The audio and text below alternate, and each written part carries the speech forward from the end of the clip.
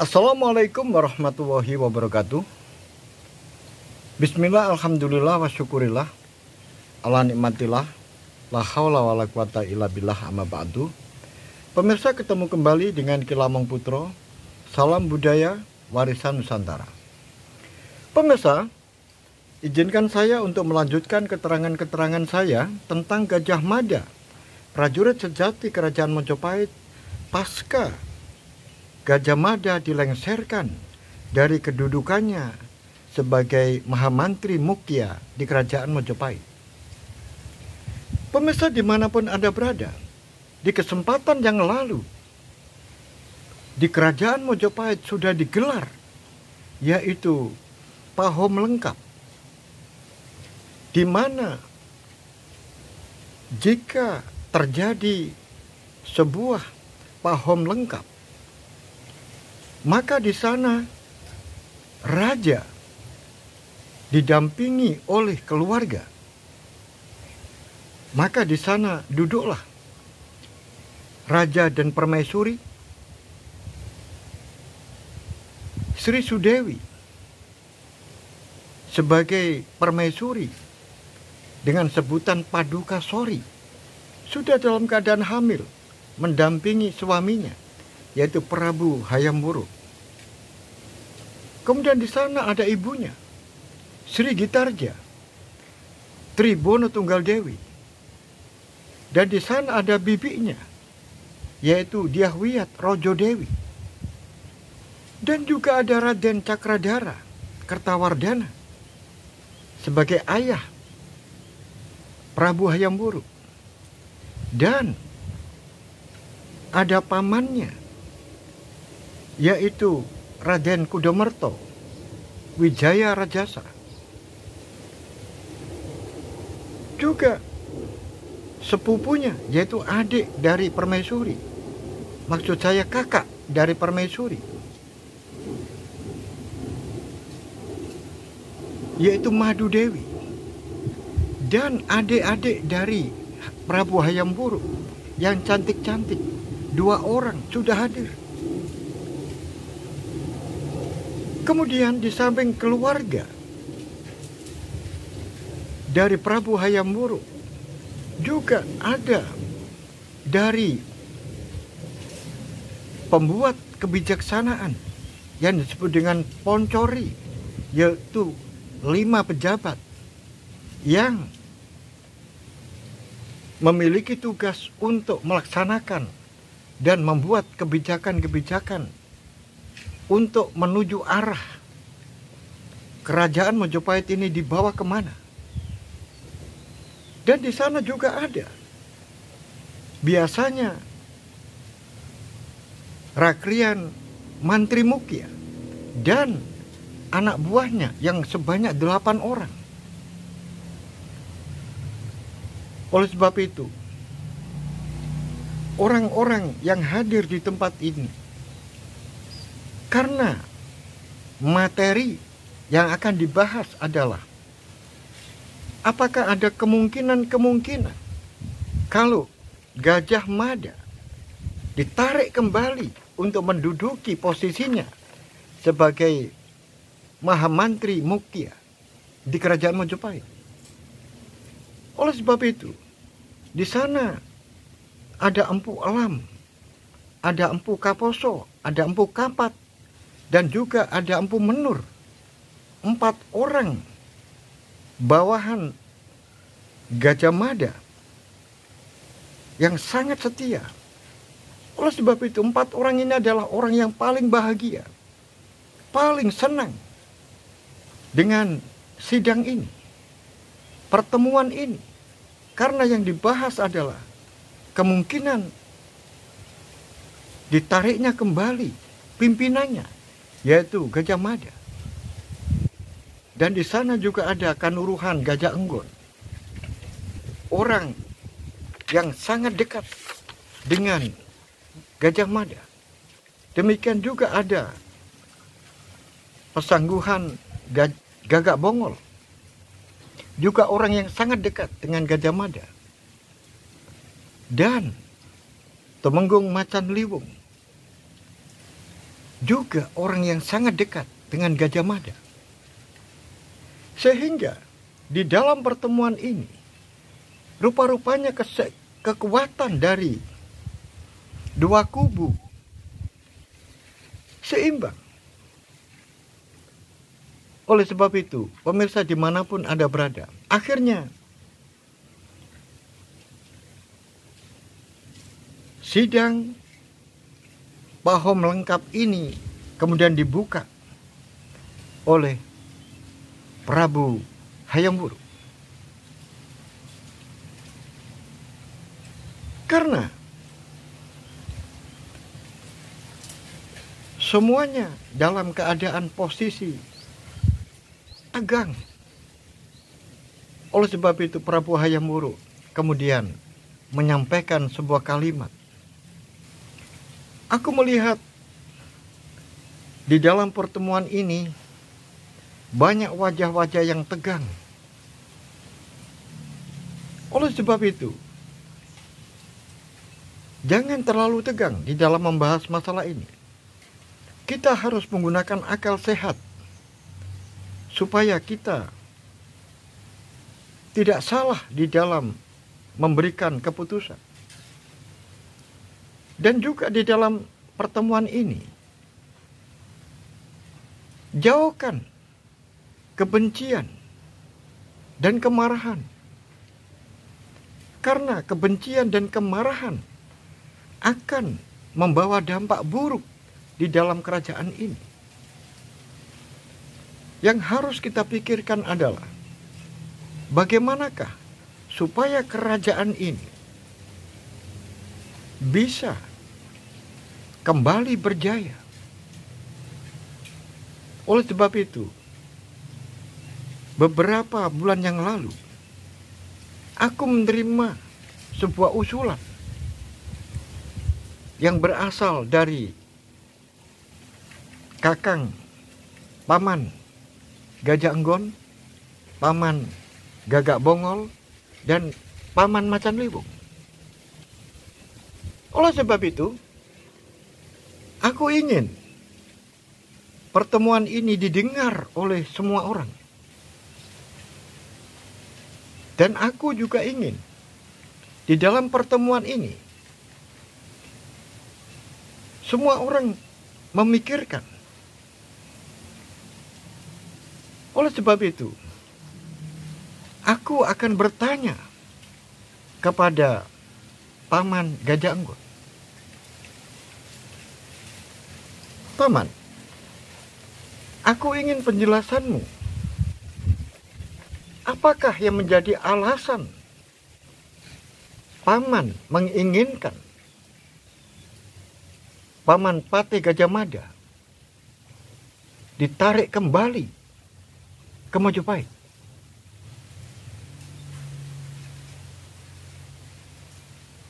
Coba Paman Gajah Enggon berikan penjelasan. Hamba Prabu, terima kasih atas kesempatan yang telah diberikan kepada saya untuk memberikan penjelasan mengapa Gajah Mada ditarik kembali ke Mojopahit. Jujur saya katakan bahwa usulan ini tidak berasal dari pribadi saya seorang. Bukan. Tetapi usulan ini juga disampaikan oleh Gagak Bongol dan juga Temenggung Macan Liwung. Oleh sebab itu jujur saja saya katakan bahwa setelah ditinggal oleh Gajah Mada, pemerintahan kita mengalami kemunduran. Terus terang saja, banyak negara-negara bawahan yang mulai balelo kepada Mojopahit.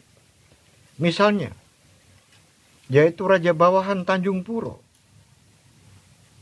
Kemudian di Cilebes, bagian barat, yaitu Kerajaan Lubuk,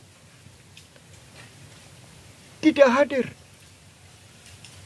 di dalam Pasebanan Agung. Dan ini menunjukkan tanda-tanda bahwa mereka-mereka ini ingin melepaskan diri dari kerajaan Mojopahit.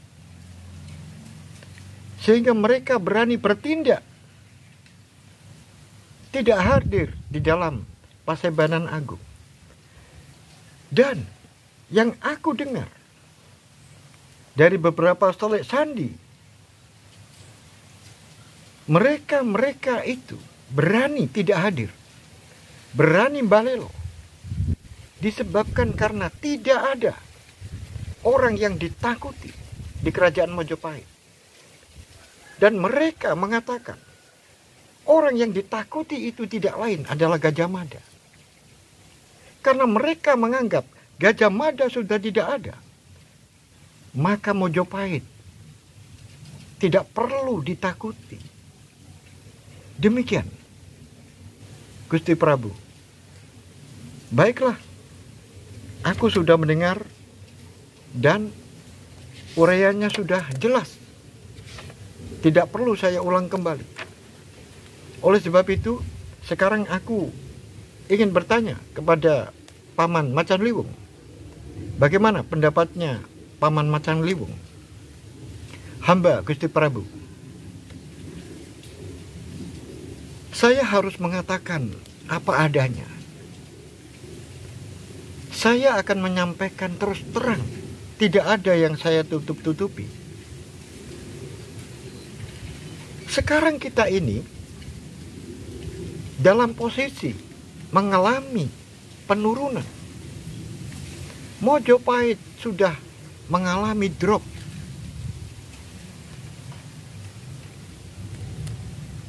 Orang-orang raja-raja bawahan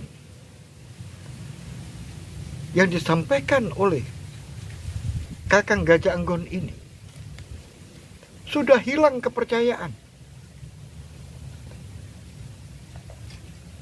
Itu adalah raja-raja bawahan yang jauh dari kita. Nah, bagaimana dengan orang-orang yang dekat dengan kita? Yaitu orang-orang yang mengolah pemerintahan, yang mengendalikan pemerintahan di kerajaan Mojopahit ini, yang dekat dengan kekuasaan. Para pejabat ini banyak yang korupsi, banyak yang menggunakan uang-uang negara untuk kepentingan pribadi. Mereka tidak malu-malu dan mereka tidak takut karena tidak ada orang yang ditakuti. Siapa yang ditakuti? Karena mereka sama-sama ikut maling di dalam pemerintahan ini. Sehingga antara satu dengan yang lain, apabila membocorkan, maka rentetan ini akan sambung menyambung. Sambung renteng dari orang-orang ini yang menggunakan uang-uang negara dengan tidak malu-malu untuk kepentingan pribadinya. Oleh sebab itu saya katakan bahwa pemerintahan Mojopahit sekarang ini sudah diambang kepurukan. Demikian, Gusti Prabu, pendapat saya. Baiklah, terima kasih Paman Macan Liwung. Bagaimana sekarang dengan Paman Gagak Bongol? Silakan. Paman Gagak Bongol silakan untuk menyampaikan pendapatnya. Hamba Gusti Prabu.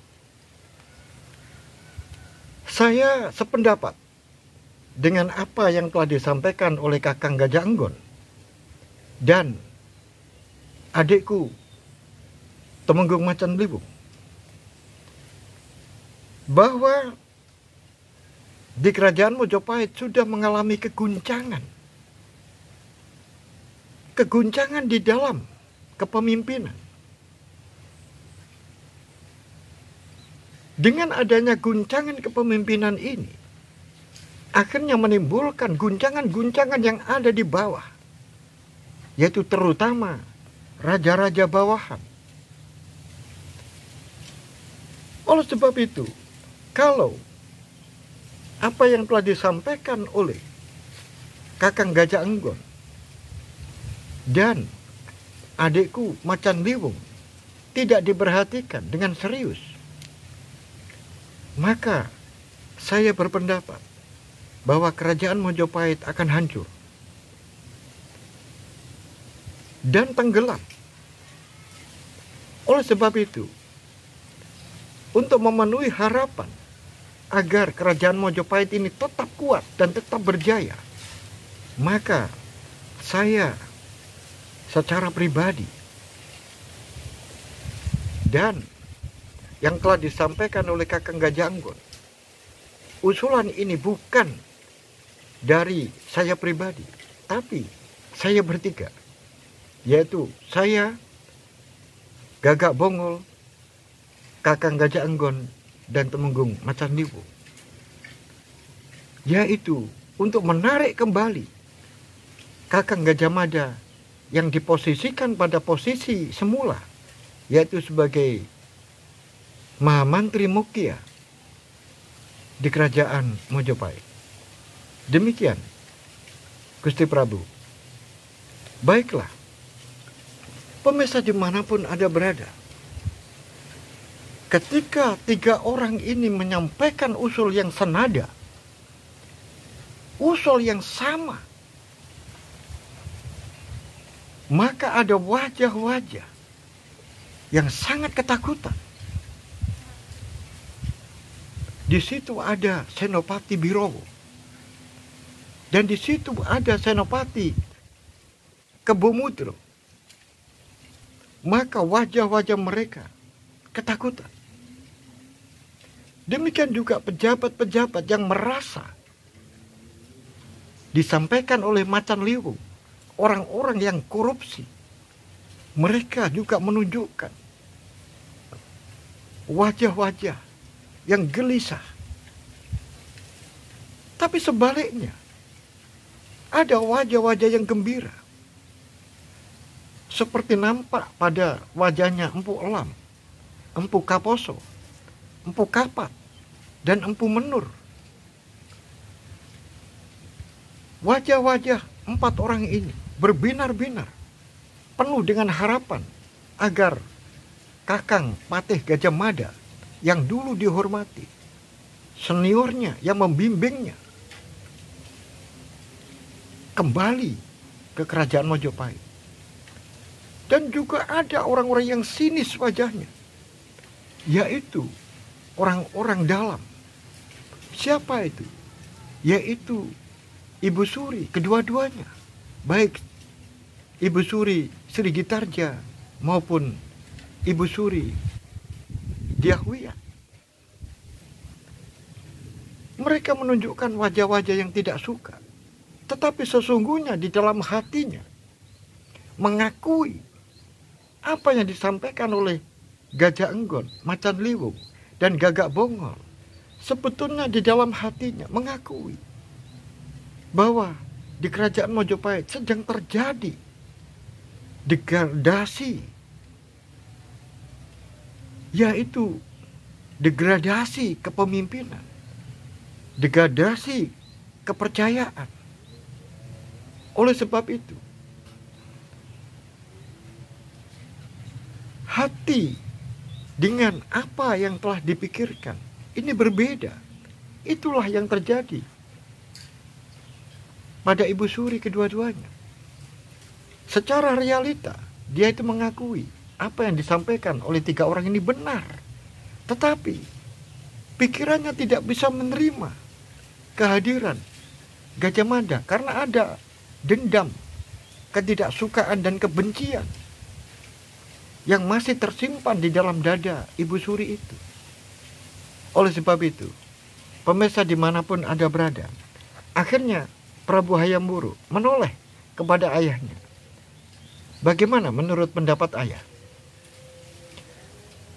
Aku berpendapat tidak sepakat, tidak setuju apa yang telah disampaikan oleh Gajah Enggon, Gagak Bongol, dan macan liwung. Aku tidak setuju. Jangan membesar-besarkan kehebatan Gajah Mada. Kayak tidak ada orang lain yang sehebat dia. Itu semuanya adalah bayang-bayang semu. Masa di kerajaan Mojopahit yang sebesar ini tidak ada orang yang seperti Gajah Mada? Itu terlalu dibesar-besarkan. Oleh sebab itu, kalau menurut pendapat saya, banyak orang-orang yang bisa menggantikan kedudukan Gajah Mada kalau mereka diberikan kepercayaan.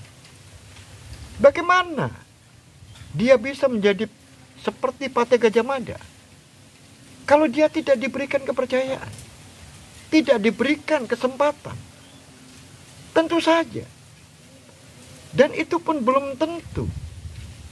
Apabila orang-orang yang dipercaya, baik itu yang ada di Poncori, apa itu Gajah Enggon, apakah itu Gagak Bongol, apakah itu Macan Liwung, kalau diberikan kesempatan untuk memegang jabatan sebagai Rakrian Mahamantri Mukya, belum tentu.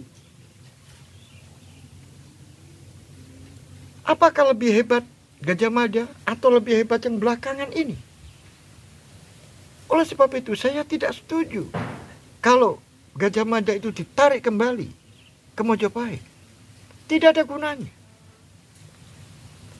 Itu semuanya seakan-akan membodohkan orang-orang yang ada di sini. Kita seakan-akan hanya tergantung pada satu orang, yaitu Mojopahit. Demikian. Kemudian tiba-tiba Sri Gitarja juga menyambung. Aku juga sependapat dengan ayahmu. Aku tidak setuju. Tiba-tiba Ayah Muruk mengatakan, apa alasannya Kanjeng Ibu tidak setuju untuk ditariknya Gajah Mada ke Mojopahit? Tidak pakai alasan. Alasannya adalah semua orang sudah tahu. Tidak usah saya utarakan.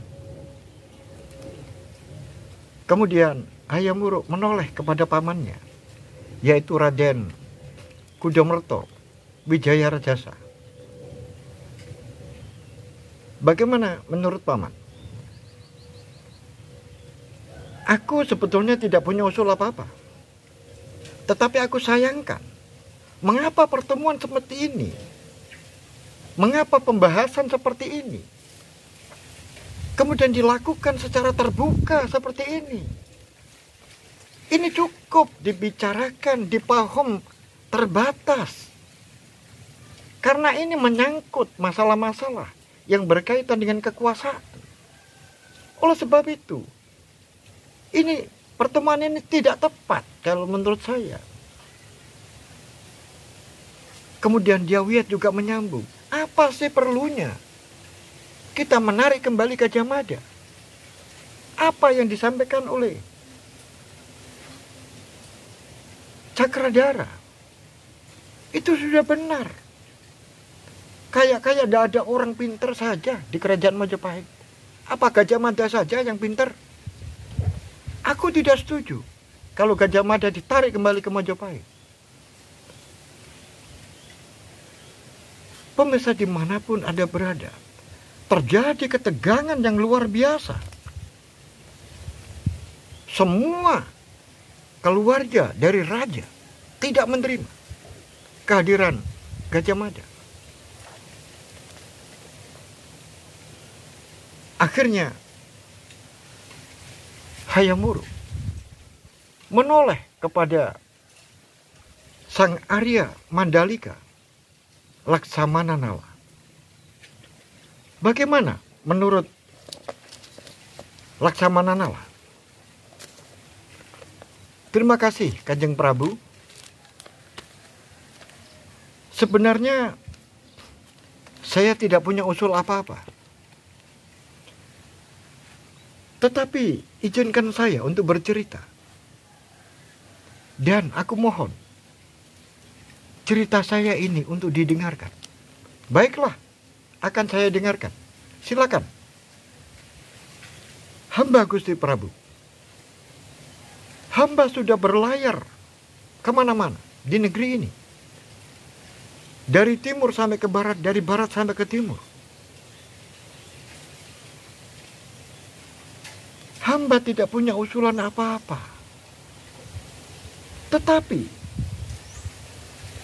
hamba punya cerita yang perlu sekali untuk diperhatikan. Saat ini, khususnya di wilayah bagian barat, laut yang mula-mula berwarna biru, sekarang sudah berubah menjadi merah. Di mana-mana perahu-perahu dan kapal-kapal orang Tartar sudah tidak seperti biasanya, tidak sungkan-sungkan lagi.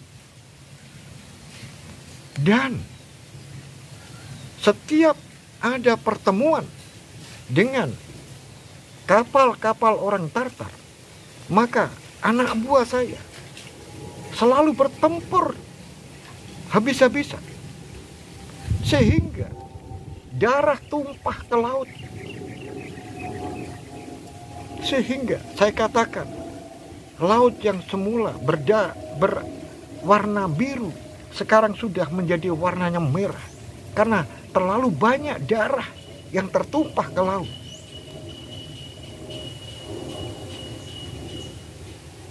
Prabu, kalau ini terus dibiarkan dan terus berlarut-larut orang-orang Tartar ini, karena orang-orang Tartar ini dengan liciknya selalu menyelinap, tidak kenal lelah, terus-menerus orang-orang Tartar ini menyelinap dan menebar pengaruhnya ke wilayah-wilayah kekuasaan Mojopahit. Mulai dari Pulau W hingga Tumasik, mulai dari Riau hingga Palembang, mereka terus bergerilya. Dan aku katakan, dalam waktu 5 tahun ke depan, kita sudah kehilangan Tumasik, kehilangan Palembang, kehilangan Riau, kehilangan Pulau W. Pemirsa dimanapun Anda berada, tiba-tiba Prabu Hayam Wuruk terpancing. Bagaimanakah dengan prediksimu 2 tahun yang akan datang?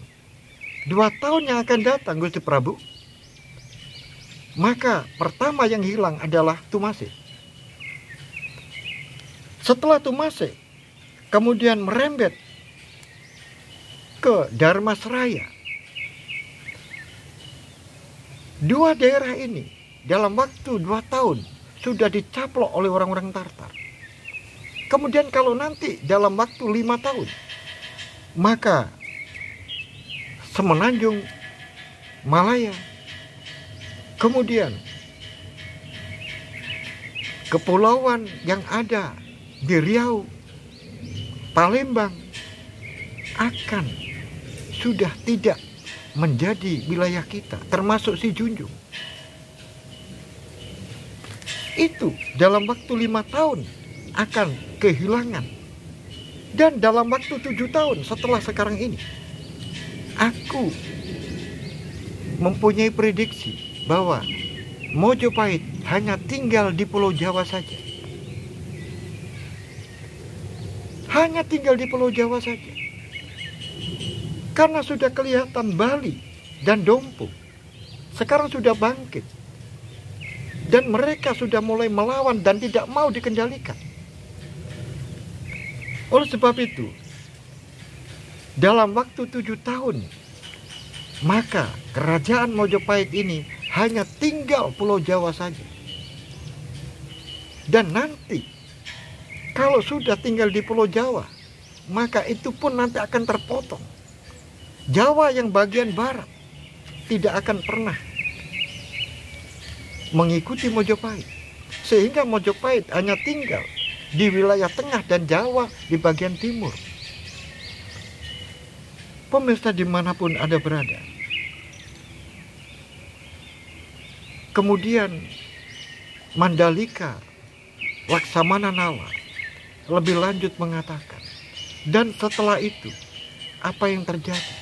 Mungkin kerajaan Majapahit langsung diserbu oleh orang-orang Tartar dan tenggelamlah kerajaan Majapahit.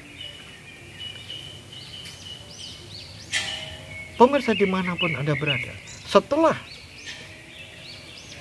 Laksamana Nala menjelaskan semuanya ini, tiba-tiba Prabu Hayam Wuruk langsung mengatakan, wahai Paman Gajah Enggon, berangkatlah ke Tonga, sampaikan kepada Paman Patek, Paman Gajah Mada, bahwa aku akan segera ke sana. Dan kemudian sampaikan kepada Paman Gajah Mada bahwa tempat yang sekarang ditempati, maka akan saya berikan sebagai tanah sima. Dan silakan Paman Gajah Mada mengambil tanah itu seberapa mau. Dan sampaikan kepada Paman, saya akan datang ke sana. Pemirsa dimanapun Anda berada, bagaimanakah kelanjutan kisah ini? Oleh sebab itu, tunggu cerita kelanjutannya. Sampai di sini, akhirul kalam, billahi taufiq wal hidayah, waridha wal inayah. Assalamualaikum warahmatullahi wabarakatuh.